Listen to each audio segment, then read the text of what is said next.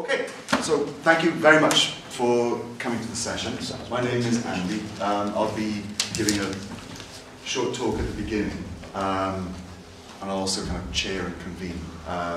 The way that we're going to structure it is that I'm going to talk about some of the research that I've been doing about community news, independent community news, over the last couple of years. I've been doing a big kind of UK-wide survey study, which will give you, some broad trends. And we're going to hear from Sam Kinch, who works on the Hastings Independent, which is very much an example of the kind of public interest local news providers that I've been studying.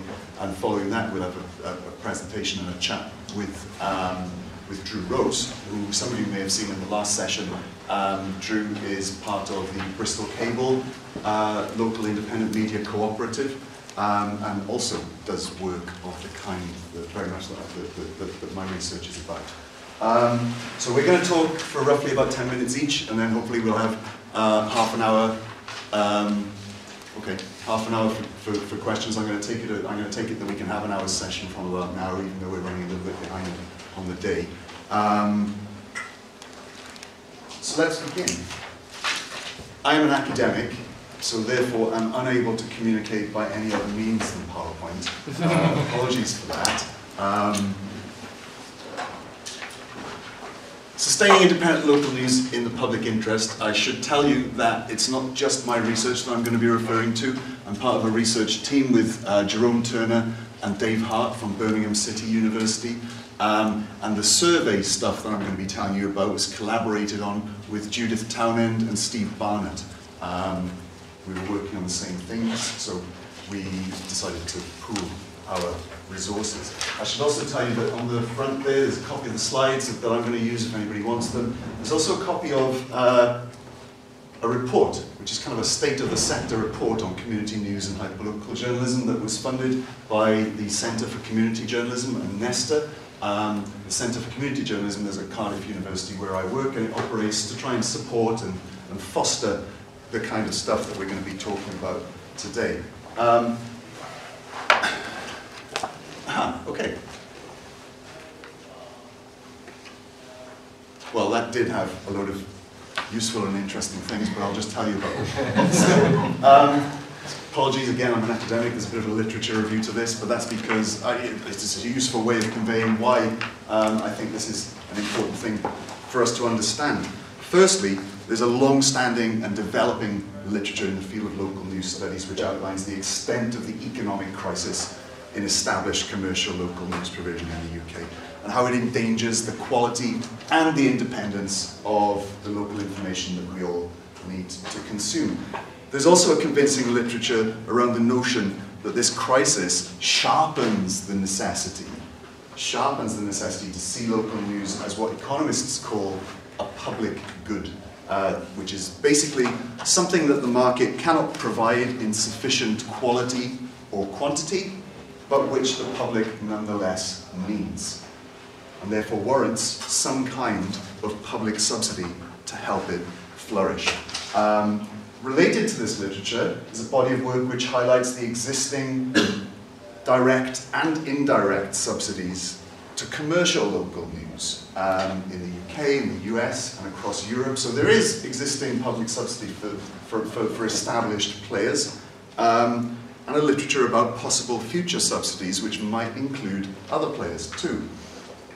On top of that, there's a growing kind of attention in academia paid to the civic and economic value of local independent news providers, sometimes called hyperlocal community news. My own 2014 study argued that these news services provide coverage which plays many of the democratic roles associated with traditional players in the local news sector, and I'll tell you about some of that today.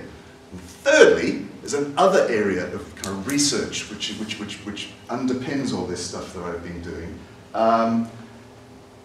Based on our understanding of the civic and community value of hyperlocal news, community news, I want to try and understand how hyperlocal might fit within what Graham Murdoch calls, Graham Murdoch is a media academic, as some of you may know, and he's He's called for communication scholars to move beyond doing empirical research and to enter debates about digital communication's role in a good society. So the role of local news in what he describes as a moral economy of communications. To counter the dominance of market logic in this sphere and all the problems that comes with it, he foregrounds those related communications activities which can be described as public goods, as well as those which relate to what he calls the moral economy of gifting. And they're both in different ways rooted in an ethos of mutuality which is totally absent from the dominant market logic which underpins most of our commercial established local news at the moment. So I'm going to tell you a bit about what I found in my research, and then I'm going to pass over to my fellow contributors. So what gets covered in this kind of news overall? I should tell you, I did a big content analysis, I did a big series of interviews with people who do this kind of work, and we did a good representative survey of community news producers in the UK. That's what I'm going to be talking to today. So, what gets covered? When you look at what gets covered, you see that it's a very geographically focused, community-oriented form of news. Lots of coverage of local politics, which is declining in the mainstream press. Local politics mentioned in 27% of all posts. Little coverage of political activism in the sample that we looked at. This is obviously really good news because a lot of the local newspapers, the traditional established local news providers, have been less able to cover local politics in recent years because of the ongoing crisis to which I alluded. We also looked at who gets to speak in this kind of news. News sources are a really important indicator of social power and a whole load of other things. And like the commercial local news, official sources in government, in business, in the police are quite important. But a big difference is the role afforded to members of the public, individual local community members, and there's much more of a voice for members of the public in this sector than is indicated in many studies of the established local news sector. Campaigning is very important to public interest local news's ability to advocate for communities. 42% of those who did our survey said that they've started a campaign where their site sought to change things locally in the past 2 years, and I've got lots of examples to back up the stats. 72% had joined in or supported campaigns organised by other people. In terms of other areas of public interest news at a local level, of course, investigative news is something that has always played a huge role in when we look at the democratic importance of news provision. And we found that 44% of our respondents had carried out an investigation which has helped to uncover controversial new information about local civic issues and events. When you consider that the people who carry out this kind of journalism aren't necessarily trained journalists, many of them are, this is a fairly high proportion, I think, and we were quite encouraged by this figure. Who produces community news, and how do people describe what they do? Well, the sector is reasonably well established now, in internet terms at least. 73% of the respondents have been doing it for more than 3 years. Most people, 70%, see what they do as a form of active participation in community life. 57% describe what they do as local journalism, and 55% as active citizenship. These are all overlapping, they're not mutually exclusive categories, obviously. Almost half of the participants in that study have some form of journalistic training or experience working in the sector. So that's who they are and what they describe, how they describe what they do. How do they fund what they do? It's a really important thing that we have to ask. Around a third of participants say they make money, any money. Mostly pretty modest amounts. 13% of the sample said they make less than £100 a month, but at the other end, 13% generate more than £500 a month. So that could be 500 or it could be much more than that. Most of the producers self-fund They're typically very low costs of running these operations, with only around 1 in 4 raising enough money to at least cover their costs. A minority raise enough money to pay a wage or wages for a small team of staff. How do they make that money? Well, online advertising, a pretty precarious revenue source, as we know, is the dominant form of income, but a number of other methods are also employed. An increasing number are using free print models to generate more advertising revenue than they could from online. Donations, grant funding, and what I've said here, other employment. What does that mean? I'm just talking about the way that people cross-subsidize the local news work they do with other revenue streams, other income streams from consultancy, from all sorts of other freelance work that they have. So overall, this suggests that while the market might sustain some community news under some conditions, it's currently unable to sustain the kind of news that we need, I guess, on a large scale, consistently across the country. And in a way which allows it to even begin to replace the levels of coverage of community events and local activity which was previously provided by local news publishers, the traditional, established kind. So a note of caution. An important element of what we were doing in this project as a whole involved trying to produce findings which helped us to compare the value of hyperlocal community news with that of the still dominant output of the weakened commercial newspaper providers. And in terms of the content hyperlocals and community news journalists produce, and the social roles potentially played by that content, things like representing communities to themselves and the outside world, advocating for communities in campaigning terms, the watchdog role of journalism, and a whole host of others, I think we have data that shows the comparisons are quite favourable. But if this comparison is to be a valid one, I think we need to try and put our findings on resources and sustainability into a bit of context and a bit of perspective. Our content analysis and the interviews show that hyperlocal news coverage is variable, it's intermittent, it's not evenly spread across the country in terms of quantity, in terms of quality. Further perspective can be got by comparing the numbers of new hyperlocal news producers in a geographical area with the numbers of redundant local journalists from the established sector over time to give a rough indication of what's been lost. On my patch in Cardiff, served by Media Wales, a subsidiary of Trinity Mirror, in 1999 we had around about 700 editorial and production staff serving Cardiff and the surrounding valleys. The latest figures that we've got for that area from 2013 show that there are now 113. Okay, so that journalism workforce has been gutted. Those newsrooms have been hollowed out from within, and there's been a considerable withdrawal of journalism from these areas.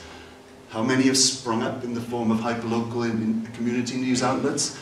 Well, we mapped this in the Centre for Community Journalism, and based on what I know of the producers in our area, I estimate that there are probably around 30 to 35 people who've sprung up to replace, if you like, the journalists that we've lost, and most of them are working part-time, and many of them on a voluntary basis, okay? Which is why I've got a title here which suggests the precariousness of community journalism. When we looked at the quantitative indicators in the context of our interview data, we couldn't help be struck by the very precarious nature of community news in this sector. Professional circumstances change for people who produce local news in this sector. Personal circumstances change.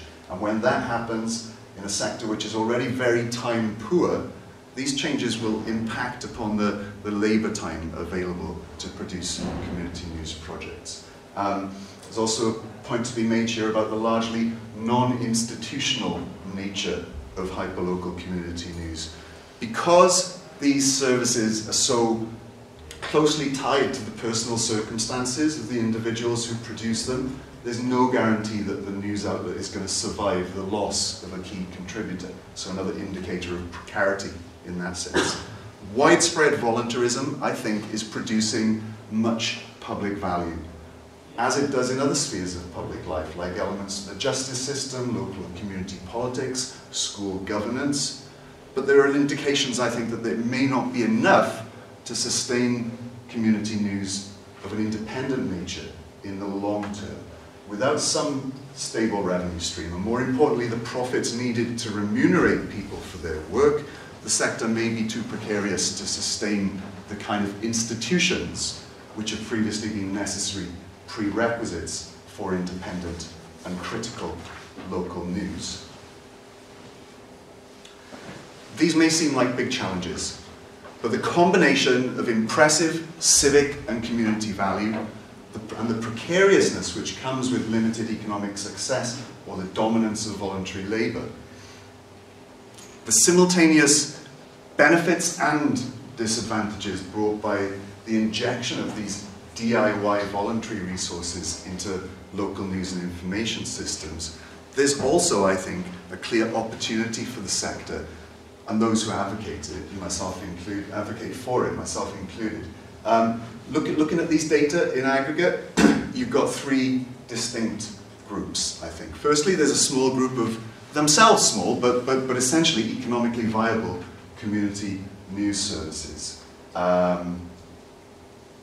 There are also a number of people in the middle here who are seeking to find a revenue stream, to professionalize their outputs, to monetize in that way.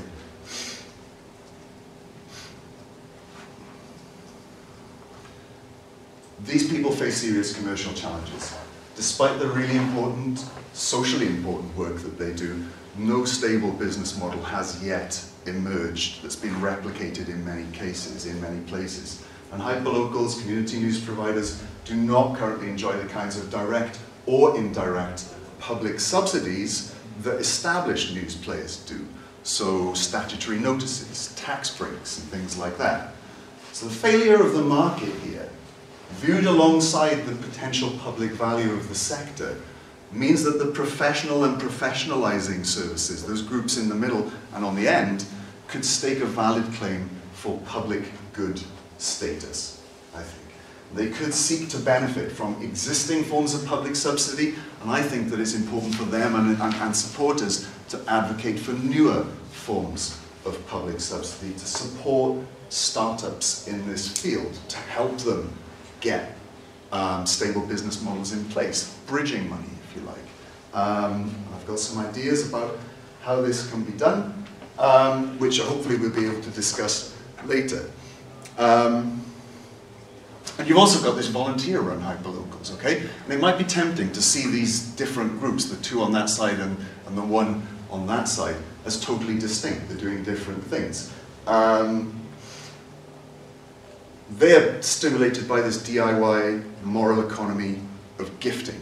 That's always been present in the UK, I think, but which has been supercharged by the advent of participatory media platforms. They're also in need of support, I think, but mainly of the indirect, non-financial kind. It may be tempting to see them as separate, like I said.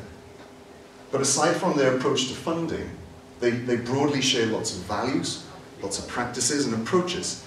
They can also be viewed, I think, rather than being completely different, as occupying complementary positions in what Murdoch calls the moral economy of communications, linked to their public service values. They're linked by their public service values. They're linked by their shared ethos of mutual aid. And they're linked too in the potential to forge a local community news digital commons, which is distinct from and sometimes in opposition to existing corporate local news.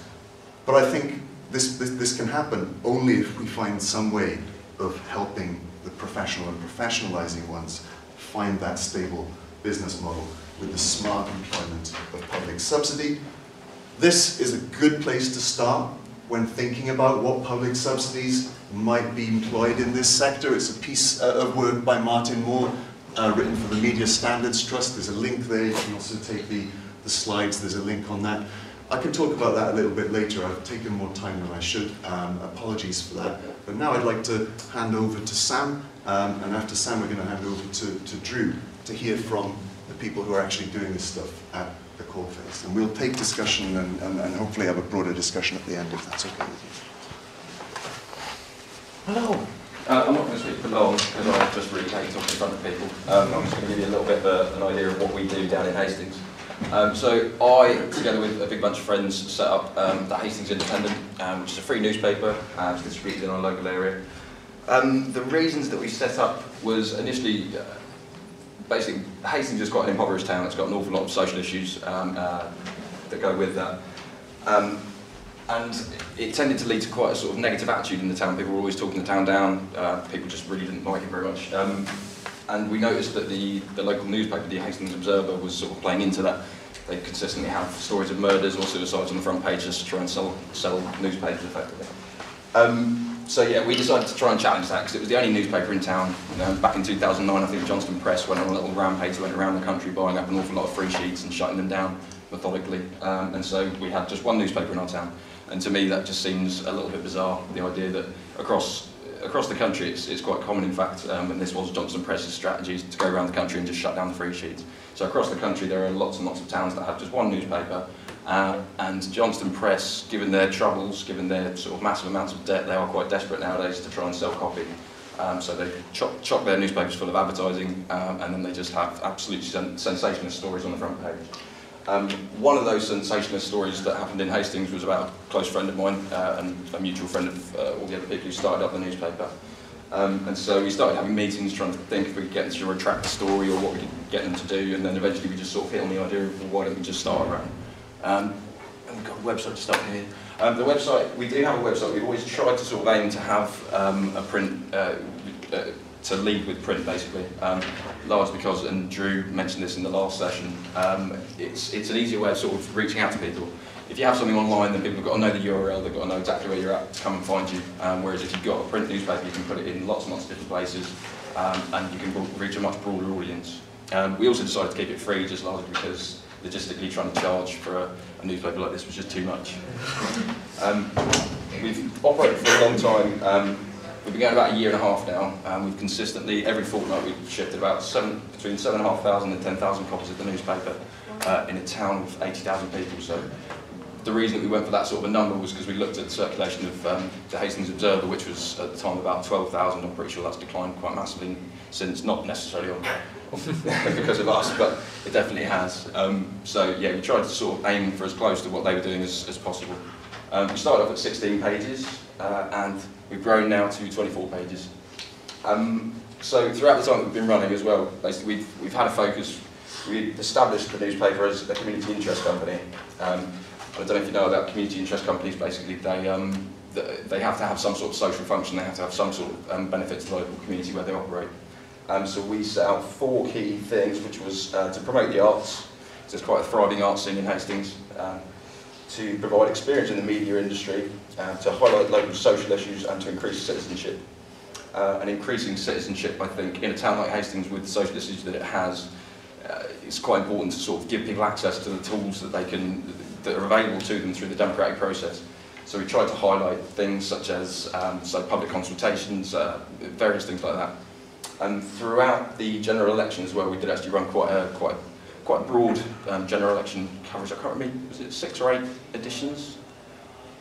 6, yes. Over 6 editions, we would send out questions by ourselves, basically, with a little bit of input from readers to all of the local candidates. So we were setting the terms of those discussions, which I think was quite important, because when we look at what the Hastings Observer did, they had one edition for their general election coverage, which was basically just a platform for candidates to spout whatever they wanted.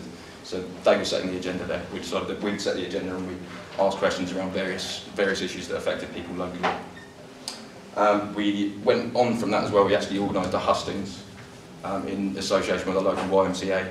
There were about 300 people in attendance there. We had all 5 candidates locally. And that's been sort of quite an important thing for us, is to increase the citizenship. And largely just to celebrate good news stories, because as I said, the Hastings Observer was always quite negative in the local area, and that can have a massive impact on a town like Hastings. With the sort of long-standing issues that it's had, it can just lead to a constant negative cycle. And then my personal focus is on the town that I grew up in, and sort of trying to benefit in any ways that I can. So I used this as sort of a tool for community development effectively. We wanted to use the newspaper as, I think, Grandiose where we put it was, a tool for community-led regeneration. So getting people involved in the newspaper. We hold regular weekly meetings every Tuesday in a pub, because I think it's important to have fun, enjoy yourselves, and largely just to get drunk, you know, living the journalist lifestyle. None of us were journalists when we set up either. None of us have got any sort of experience in this. We just sort of came to it and just thought, right, we want to do this. How can we make it happen?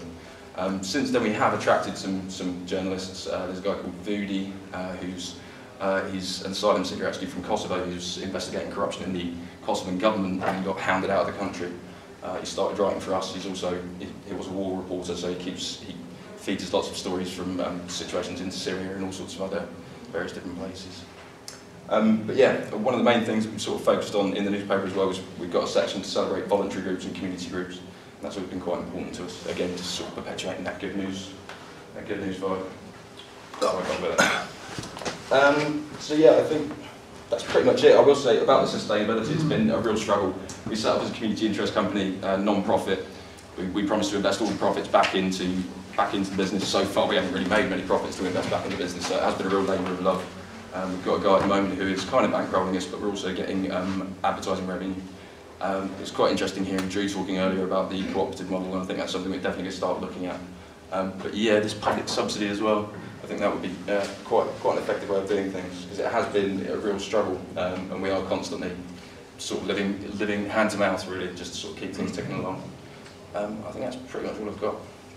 So I just want, of the people like yourself who are involved in it day to day, how many hours a week do you spend on it, and do you pay yourselves for that time? No, there's one person who gets paid, and that's the designer, because he puts in sort of the lion's share of the work, and he's got sort of quite unique skills to do what he does. But yeah, I mean, the eventual model, what we wanted was basically to have 5 paid positions within the newspaper, which were, I believe, distribution, ad sales, volunteer coordination, chief editor, and one other which I can never remember. That was the eventual goal, and that is still the eventual goal, hopefully, if we can sort of make it that long. We've been going a year and a half now, and we are still sort of above water, but it is quite a struggle. So at the minute, volunteer-wise, I don't know, we've got it, basically we've got the newspaper split out at the minute. We normally have one chief coordinator. We don't like to call him editor, because we like to keep it as quite a sort of flat structure as much as possible. And that role rotates. We call him the chief content coordinator. And then they have 6 section editors who are with them, sort of feeding back in, and they look after, I think it's 3 pages each. So we've got it split across that. The hours that they put in, I mean, it varies depending on which section you look after. Our art section tends to look after itself. The food section is pretty straightforward. Political coverage and community, those take a little bit more. I'd say maybe about 15 hours a week for each section editor, and then probably about the same for the chief content coordinator. And then the designer, I think he's doing about 30 hours a week at the minute. Can we keep questions to the end, and then yeah. I'm glad. Yeah. It's very inspiring. Thank you very much. I just want to get out of the way of everybody now. Yeah, there's copies of it just over here. We've got the first edition that we did, which was the 16 page, and then we've also got the other edition, which is our latest edition. So you can sort of see how it's progressed over time. I thought this was shorter. It's 4 minutes. We've got 4 minutes? Yeah, go for it. Who was in the last workshop I was talking at? Okay, so most of you weren't. So, very briefly, in the last workshop I talked about our cooperative model. So I won't go all over that again, but we're a media cooperative in Bristol, been going a year. We produce a quarterly, quarterly print, 36-page magazine on paper print, 10,000 copies. We've now got 500 cooperative members paying on average £3 a month. That's our main funding business model. We have some advertising in the print, and we've had some little bits of grant funding. So that's our finances. But the main thing is the cooperative and getting people involved to create citizen journalism, whatever you want to call it. Yeah, so this session I'm going to talk a bit more about our actual content and public interest journalism. what we see it as is a blend of two things in terms of our activity.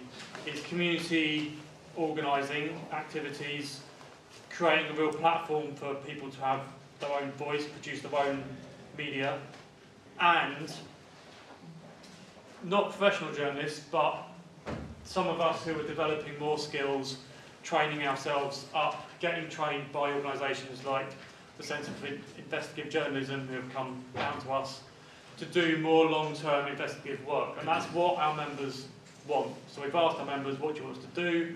They've said we want long-term investigations, because there's no way that the Bristol Post, they just can't do it. Yeah, it's not that they're bad journalists or the bad people, they don't have the time or the resources, and their business model is not, how would you put it? It doesn't encourage, huh? It's not conducive, yeah, to being able to, or yeah, wanting to criticise or investigate potentially the people that are giving them advertising and the money to carry on. So before I talk about the investigations, it's just quick, this works. Oh, do we have sound? Oh, it was buzzing earlier, sorry, I had to turn it down.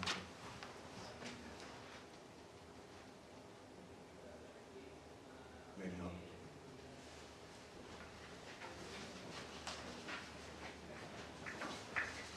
No, it's just playing on there. Sorry. Might not work, Drew. Okay, well I'll do like A narrative over. Voiceover. So this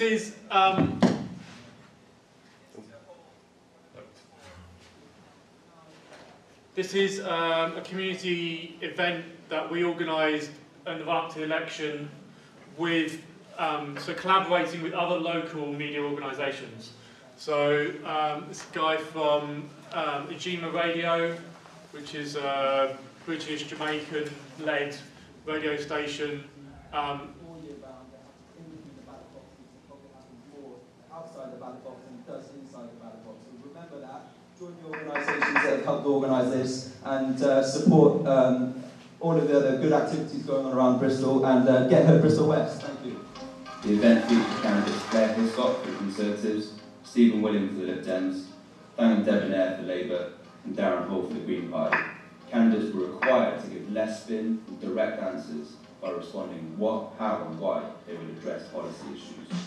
In this general election in 2015, the seat of Bristol West is one of the most talked about contested in the country and one of the most difficult to score in the polls. With up to 400 people attending, the appetite for challenging questions was palpable. The subjects were varied and the questions were detailed and researched. And the 5 themes that we will be looking at today are young people, equality and human rights, housing, work and welfare, bills, tax and justice. So for anyone that doesn't know, youth services within this city have been massively cut back recently. How would you address the lack of jobs for young people from minority backgrounds, especially people like me who's a young black Muslim Somali young person? The first thing I think is it's very important for an MP to be a champion for young people. I want to know what you say to the 43,000 renters in Bristol, to the 16,000 people in the city on social housing waiting lists, and all the other families priced out home ownership, to convince them that this time round you personally are going to help deliver after so many broken promises and decades of failure. Because there is enough wealth and resources to go around for everyone to live adequately. The problem arises, as these figures show, is when people monopolise the wealth. He is entitled to answer the question as he sees fit, and you are... Candidates were not given an easy ride.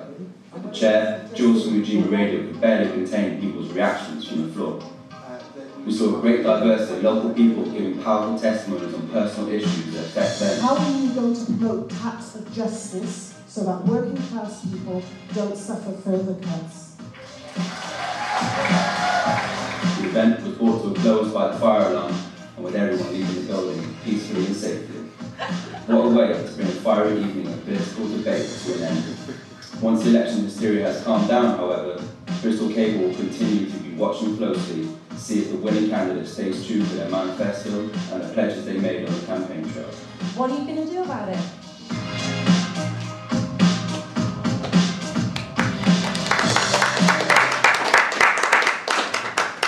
So, yeah, that was with Ajima Radio, a Somali media group in Bristol, and Acorn, which is a local community union. They do a lot of stuff around housing struggles, and we've covered them in terms of talking about local papers covering campaigns. We've covered them, and I like to think we've helped quite a lot in their profile, which has led to them then getting onto the BBC and then getting wider coverage and winning their campaigns. And that's part of the reason we're involved in this sort of journalism as well. You know, we want to affect change. We're not just interested in reporting the news. So, can you make it stop, buddy?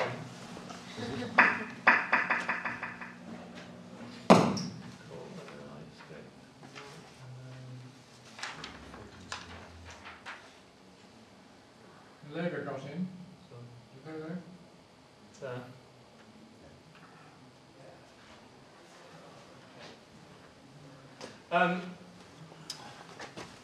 Yes, the Greens thought they were going to win Bristol West. They didn't. Labour got in. We only got 3 Labour, 1 Tory in Bristol as a whole. But yeah, so we try and blend that sort of community. We have this thing of like on the street, online, in print, and on the street.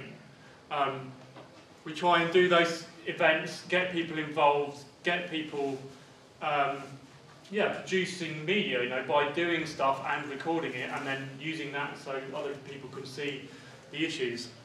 We do that stuff, and then we do the more, some of us going away and doing the long-term investigations. So this is just a few examples I'll go through very quickly.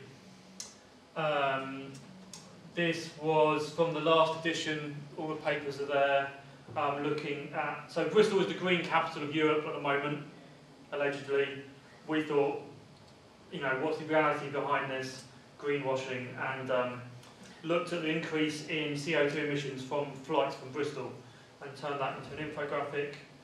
That's another part of it, it's easy to see in the paper.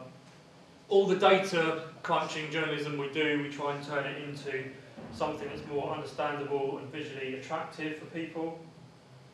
And again, yeah, like making it a bit more real to people's lives. How many pints is that if you fly to Portugal? 22,853 pints. That's a lot of pints. This, I mentioned in the last session, this is one of the first investigations we did, which wasn't sitting crunching numbers, but was going out and talking to people, going into kitchens and restaurants, which quite a lot of people work in, involved in the cable, and asking them about their working conditions. So we did a survey of over 100 people, which we thought was just about representative, and then used that, and we found that 70% of people were working over contracted hours, 40% of those weren't getting fully paid. And you know, that's sort of, you hear that anecdotally, and people maybe just accept that's the way it is when you talk to them individually. But if you can do this research, you can produce it as journalism, you can show it to the people who you've already been talking to about it, it adds weight to it, adds to the feeling that maybe you can do something about it. Yeah, that's continuation of the same investigation. This was another one, just taking data about drug traffic routes to Bristol, which got a lot of shares online. Don't know why. This was one about empty housing, which was quite interesting. Some of the more wealthier areas had a lot of had more empty housing than poorer areas. So okay, so why is that? You know, why? Who owns these? Why are these houses sitting empty in these more wealthy areas? But again, you know, trying to make it obviously straight away, you understand what's happening where. Yeah, in terms of public interest as well. Like, you know, how much estate agents charging for fees on top of the rents? Oh look, well there's 2 that don't charge anything. I mean, that's just saved everyone 300 quid. Yeah? So that's in the public's interest. That sort of goes in the public's interest. These are a couple of graphics to just talk about ownership. That's our other local paper, the Bristol Post. It's completely owned by Local World, who own hundreds of titles around the country. They are mainly owned by the Daily Mail, who is owned by Lord Rothermere. Another investigation looking at funding from the last election. How much does it cost for a vote in Bristol? The data's there. It's quite interesting. It cost the Greens. Oh, I can't read that there. It cost the Greens quite a lot, actually. It cost them over £6 a vote in 2010. I think it would have cost them a lot less this time round. That's our model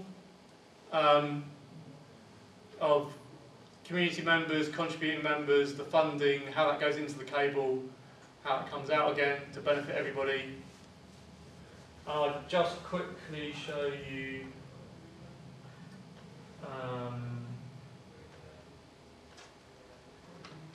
first tab. So this is taking it another level as well. We're going to do more of this with the Centre for Investigative Journalism. Interactive data analysis, presenting it online. So this is an investigation we did of the University of Bristol's investments, which was a lot of number crunching, but then you can play around with this.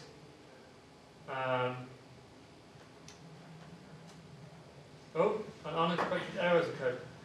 Oh, free software. The University of I was just thinking of an Excel training for local journalists. There you go. So we broke it down by all different sectors, and then looking at particular areas like fossil fuels is obviously a big one. Which companies, how much, and then what were these companies involved in, and what human rights, environmental, social things have they been punished for? And we were quite, lenient about it. We only did it over the last 5 years, so it wasn't like really old stuff. And we only used like verifiable things that they'd been done for. So yeah, some of the sorts of investigations that we've been able to do because of the time frame around publishing every 3 months, although we do have more regular just news bits online, and the funding model of membership, and our desire to give people, what journalism should be about, is holding power to account and giving people the information so they can have informed consent in a democracy. How can we really make decisions about what's right and wrong if we're not being given the information in the first place? Oh yeah.